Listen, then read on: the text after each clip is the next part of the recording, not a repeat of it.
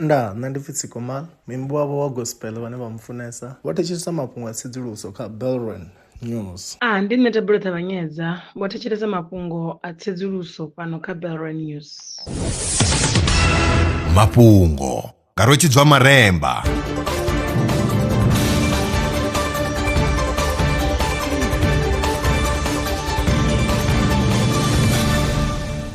Ndo livhuwa zwa zwino ndi tshifhinga tsha mafhungo.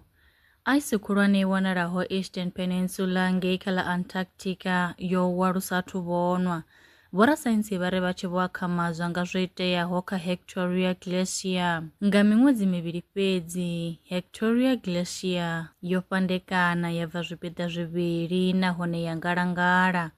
U ya nga tsedzuluso yo ganḓiswaho kha dzhenala ya Nature Geoscience, tshiwo tsho vha hone nga ṅwaha wa 2023. Ngudo ya rangwa phanḓa nga Yunivesithi ya Colorado Boulder.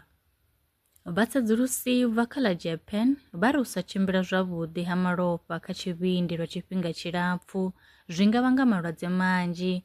Ngudo yavho yo bvisela khagala uri maṅwe malwadze ndi fibrosis ya tshivhindi na tumorigenesis ya tshivhindi. Tsedzuluso yo rangwaho phanḓa nga Yunivesithi ya Osaka yo anḓadzwa kha dzhenala ya Gastroenterology. A khou guma nga u rali mafhungo nda vha farela one. Arali vha na mafhungo ane vha tama ri tshi a sala murahu vha nga ri foinela kana vha rumela mulaedza wa WhatsApp kha nomboro dza 083 316 0190 kana 083 861 2263. Nṋe na vhone kha ri ṱangane mafhungoni tshifhingani tshiḓaho.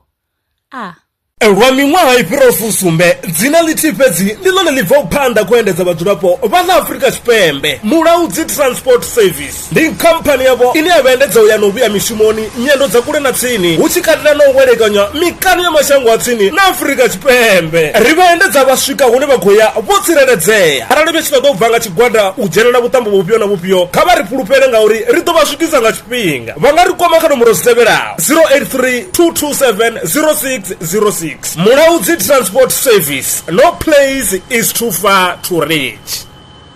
Zwino ri tshi khou amba vha nga vha sa ḓivhi uri masheleni a u tandulula thaidzo ine vha vha nayo vha ṱo a wana gai vha songo tsha ṱwa vha tshi renga nga ṱhoho lini. Belron Brands i hanefha tsini na vhone ri ḓo vha thusa u bva kha 500 u swika kha 4000 randa. Riṋe ri khou ṱoḓa tshiḽipi tsha muholo, khophi ya basa, 3 months bank statement na proof of residence. U bva afho tshelede i khou ṋamba ya dzheniswa nga murahu ha zwiminetse nyana. Kha vha rumele WhatsApp zwino 072 019 5843. Belron Brands ndi vha hadzimiswa masheleni vho ḓi ṅwaliselaho.